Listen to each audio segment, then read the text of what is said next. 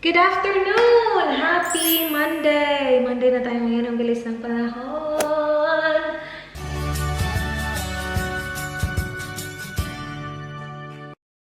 And my nails. Tinanggal ko na yung red, guys, kasi nag-chip na siya agad-agad. Like, the day after ako nag-paint, nag-chip siya. Tapos the next day, wala na talaga. Sobrang lalaki na ng chip. So, I have bare nails. I'm not sure if I'm gonna paint it. Okay lang naman. As long as malinis yung nails, okay lang naman. Kaya lang meron siyang mga red remnants. Char remnants. Tinry ko siyang kunin kanina while nagsha-shower ako, pero hindi makuha yung iba eh. Yeah. My nails are a bit weak. Iba talaga kapag SNS kasi matibay. Like, matibay pa naman siya. To think ha, na like more than 3 years siya na SNS. Okay na okay siya. Kaya lang hindi ako sanay. Masanay talaga ako sa like matibay na matibay talaga. Mamaya, request ni Dan na dinner is steak. So, sinuto natin yung kanyang steak. Sinuto ko din yung aking beef mince kasi gagawa ako mamaya ng tawag dito. Burger steak! Oh my God. Napanood ko yung video na Erwan na gumawa siya ng Jollibee, spaghetti, chicken joy, burger steak. So, gusto kong gawin yung burger steak, guys. Mamaya pa yan, dinner. Sabi ni Dan, yung sa kanya daw is steak with gravy, with mashed potato. So, nilabas ko na din yung potato. Gagawin ko siya ng mashed potato mamaya. I'm not sure if 2 potatoes gonna be enough. That should be fine. Nag-jacket ako kanina, pero nainitan ako. Ngayon naman na nag-t-shirt ako, nilalamig ako. Kapag inon ko naman yung heater, sobrang init naman. Parang hindi ko alam, hindi ko maintindihan. Anyway, let's have some snacks. Nilabas ko yung mandarin. Actually, hindi ko pa na-try yung mandarin. Try na natin. Sabi kasi nila, spicy. Sour daw. Gusto ko na naman kumain ng lechon. Baby! Ano ba naman yan? Hindi pa ako nakakain ng pork this week. And I think magpapalechon si Lyra ngayong Sabado. So, excited na ako sa lechon. Kasi weekend din naman kasi talaga si Kuya gumagawa ng lechon eh. Sabi ng baba ko, text siya sa akin. Sabi niya, oh, kumusta ka? Sabi ko, okay lang. Sabi niya, huwag kang kumakain ng mga dark na mga pagkain ha. Kasi baka maging, dark yung baby mo. Sabi niya, huwag kang kumain ng mga dark na pagkain ha. Kasi yung pinaglihi ko sa'yo noong dark. Pinapalabas niya na kaya ako tan. Kasi yung pinaglilihian niya, nung buntis siya sa akin, is Cloud9. Mo mga chocolate. Oh my gosh, na-miss ko yung Cloud9. Wala, wag na tayo mag-usap about sa pagkain. Anyway, sabi ko sa kanya, ma, kahit pa kumain ako ng uling, puti talaga tong anak ko. Kasi si Dan yung asawa ko. Tawa ako ng tawa. Hindi ko alam kung magandang joke yun para sa mama ko, pero sabi niya, sa bagay. Yun lang yung sabi niya, sa bagay. Oo nga naman. And I don't mind my skin color. That would be good if our baby's gonna be tan, di ba? Pero I don't think so. Hindi siya magiging tan.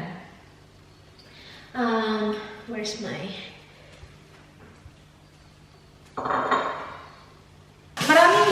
Maraming mga paniniwala yung mga ninuno natin na hindi ko masyadong pinapaniwalaan.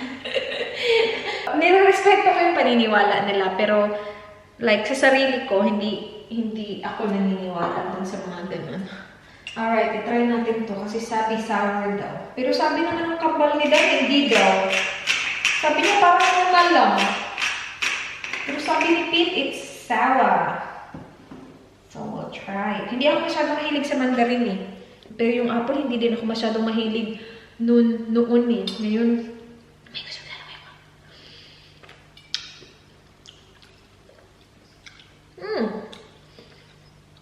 Uy, kalami. Ani ko eh.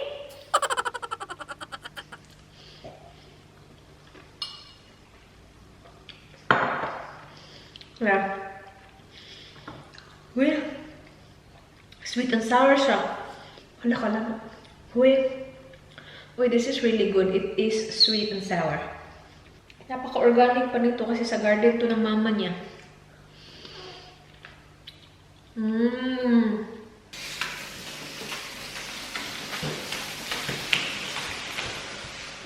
Galing tong Yes Style, guys. Matagal na actually itong dumating. Dumating siya before pa namin in-announce yung pregnancy. And hindi ko pa siya na-haul. Meron pa akong isang haul na pending. Because again, film namin siya before we announced the pregnancy. And meron na talagang bump. Yung parang nagaganon yung camera. Nagsisplit ba kayo? Or gumagalaw lang yung mundo ko? Wait sa... Anyway, yung video na yon si Dan yung pumili ng mga damit. I'm not sure kung kailan ko siya i-upload, pero i-upload ko siya. I ended up not uploading it right away kasi as in, kitang-kita talaga yung bump ko. Nag-move ba kayo? Bakit feeling ko nag-move yung camera? Yung tripod ko kasi hindi na siya, yung grip niya hindi na ganun kaganda. Natakot ako kasi kapag nag-split kayo, baka matumba kayo. I think that video will be up before this. I'm not sure. If not before, then after. Pinili ko yung mga, not necessarily maternity, pero mga style ng damit na will still be okay for me to wear kahit na malaki na yung tiyan ko. For example, this one now. Ay, maternity! Maternity pala siya. Hindi siya maternity, pero maternity pala. May buntis na babae dyan, oh. Gustong-gusto ko sana to, kaya lang see-through. See? Sobrang see-through. Nung titry ko to, sobrang gustong-gusto ko siya. To sabi ni Dad, no, it's very see-through. Ano siya? Dress, oh. Maganda pa naman sana siya. It's got buttons all the way down. And meron din siyang pa-belt. And it's kind of like a thin knit material. Pwede ko naman siyang suotin as long as meron akong undershorts. I'm still looking for a good maternity undershorts. Meron akong undershorts ngayon. Kaya lang hindi na talaga siya mag-fit sa belly ko kasi maliliit yung undershorts ko. Meron sila sa Yes Style. Kaya lang hindi available agad-agad. Yung ships within 21 days. And I know that's gonna take a really, really long time. I looked at Iconic.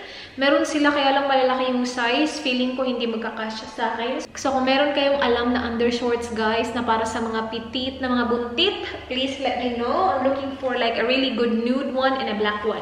I also got this cardigan. Hindi ko to binayaran ha, kasi si Yes Style binibigyan niya ako ng vouchers. Cardigan siya na green. Very thin. Nasuot ko na to nung ginawa namin ni Dan yung IVF video. Cardigan din siya na may buttons dyan. That one is nice and thick, but not thick enough for the weather that we have now. This one I really, really like. Kaya lang, ang lamig na kasi ngayon. Gustong-gusto ko to, oh, animal print. If available pa sila, i-leave ko yung links nila sa description box, ha. So, loose siya na top, so it will work.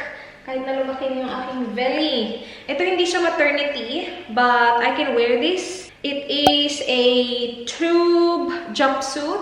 So, kahit na lumaki na yung belly ko, because this waist area here goes above the big belly naman. So, it will work. Na-try ko na siya and maganda siya. This one is not see-through. So, Danny Boy approved siya. I have this skirt. So, again, yung mga skirt na ginagamit ko lately is galing sila lahat Yes Style. What I like about skirts is hindi siya kailangan maging maternity para sa akin, ha? Because I just wear it like this, like over my belly. Ayan. And then it has space for my belly to grow. Yeah, I don't think I will still be able to wear this if I'm like really, really big na. But at least second try, early third try, I think I still can wear this. It just sits right here, just below the boobies. And then big belly there. So skirts are my go-to lately. Kung ayaw ko mag-leggings, medyo malaki siya sa akin.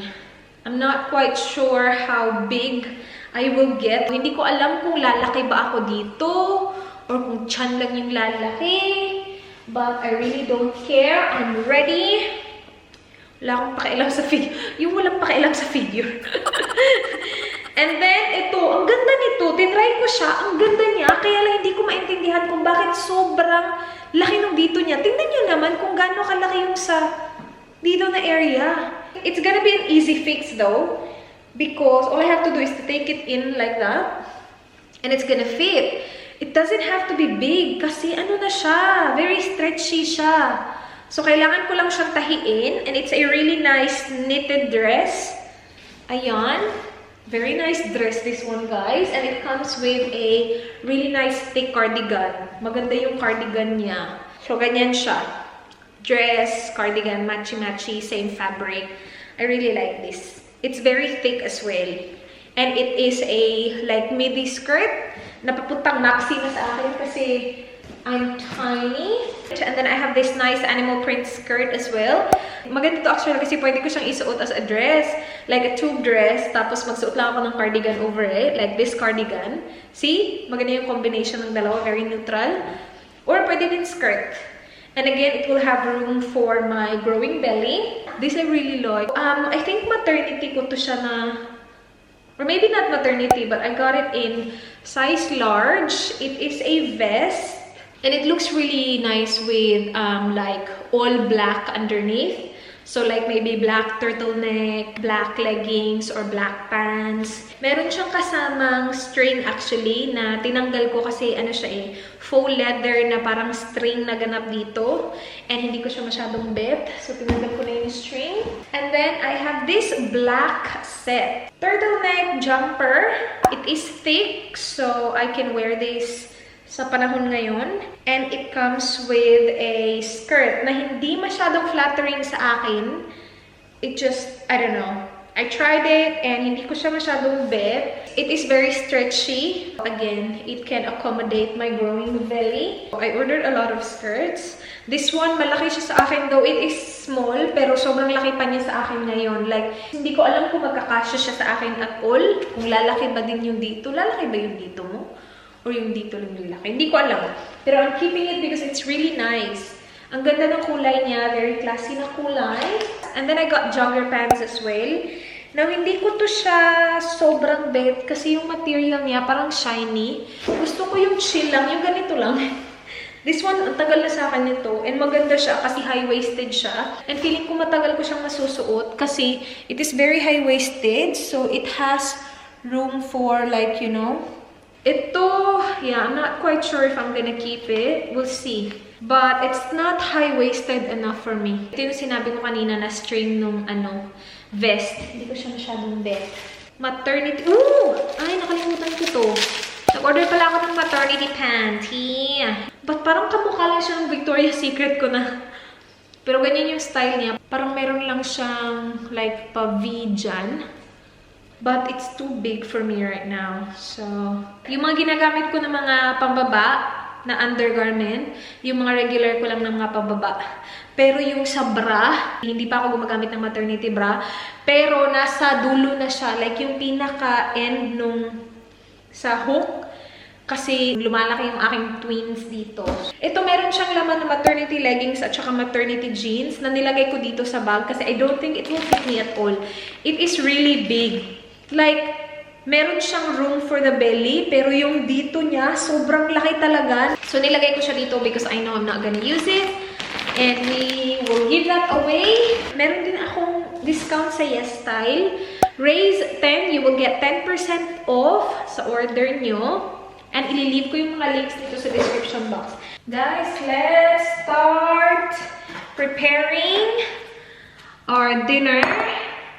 So, lalagay ko lang yung beef. I'm using 500 grams of beef. Again, I'm gonna be making burger steak. Alright, we have salt, pepper, garlic powder, and onion powder. Sabi niya, be generous daw. So, agoy, ubos na yung salt.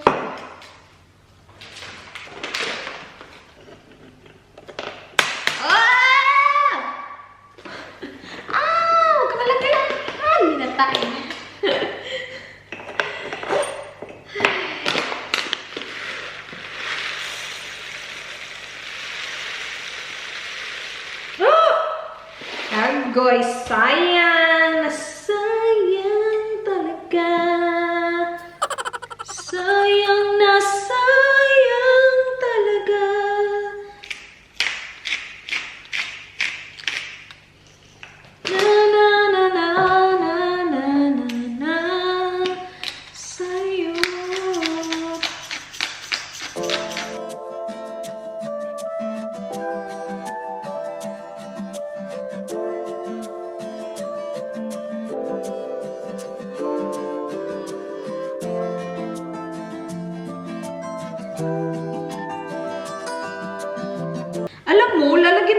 egg.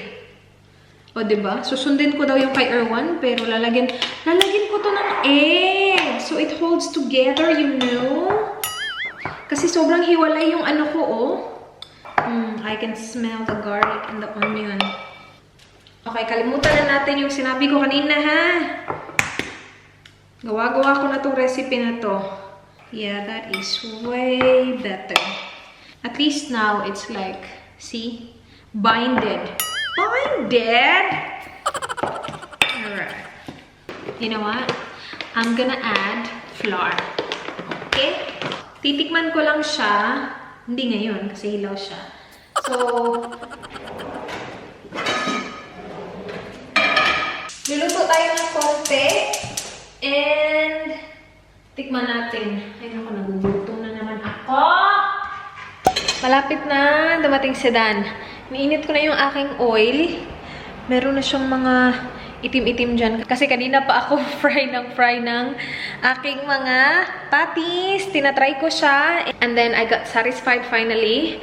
Ang dami kong inad. So, yung inad ko kanina, onion, salt and pepper, garlic. Nagdagdag ako ng vegeta. Nagdagdag ako ng konting sugar. You do not have to do this at all. Pero, may time kasi ako kanina. So, nag-experiment ako.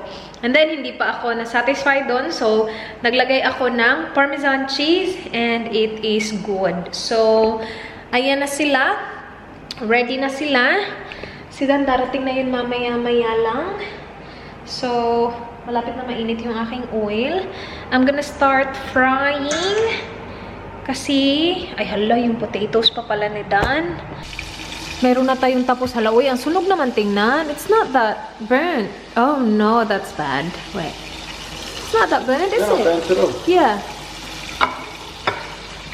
Try it, my love. No, it's alright. It's alright? Yeah, it doesn't have the gravy yet. I'm still working on the No, gravy. no, good job. Yeah? Yeah, I can Okay. do that. Yeah. Have you done my mashed potatoes? I have, yes. Okay. Are you hungry? I left them to last, so they're warm. I had to use this. Yeah. Okay. Kailangan, dito ko ginawa yung mashed potato niya. Now, I'm making the gravy. Change of plan. Yung finalo ko na recipe is yung kay Panlasang Pinoy. Yung, ililive ko siya sa description box, guys. Hindi siya video. Sa website lang siya. Kasi naalala ko na na-try ko yung gravy na yun noon. And sobrang nagustuhan ko siya. Like, way back nandun pa kami sa Pilipinas. Meron na yung butter at saka flour. Wait lang natin siya na maging medium brown siya. Tapos, dadagdagan natin siya ng more flour. Your dinner is ready, Mala? Let's see. Ooh. Gravy, looks good. mashed potato, and steak. Looks good. Okay. Thanks, babe. That's okay. It's like eating at a restaurant. Bought it. Is it okay? The gravy is okay? Tinikman ko yung gravy, hindi siya yung same nung naalala ko. It's not bad, but... It's good? Yeah. Okay. Malapit na ako matapos, guys. Okay, kain na ako. Uy, gutom na ako. OA ka-dark siya tingnan, but hindi siya ganyan ka-dark sa personal. Ito naman, very light tingnan. Mas brown siya sa personal ng konti. Alright, this is our gravy. Ooh.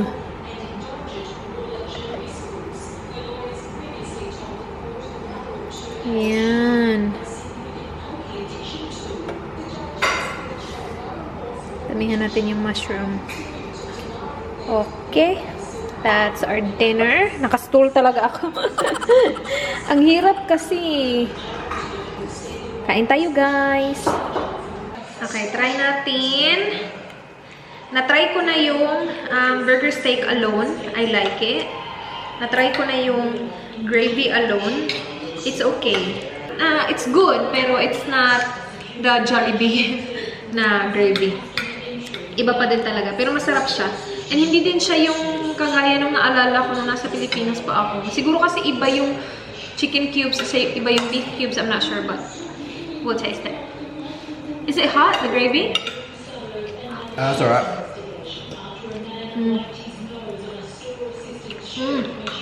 Good?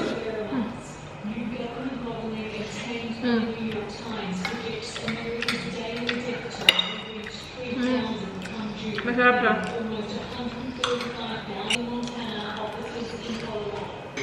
I like it, babe. It's good. Talaga? It's good. Muntik ko na kayo makalimutan. Nanonood siya ng video, natatawa siya. Matutulog na kami. Well, try ko matulog maaga. Yun na yung vlog. Sana guys nagustuhan nyo. Please like this video if you did enjoy.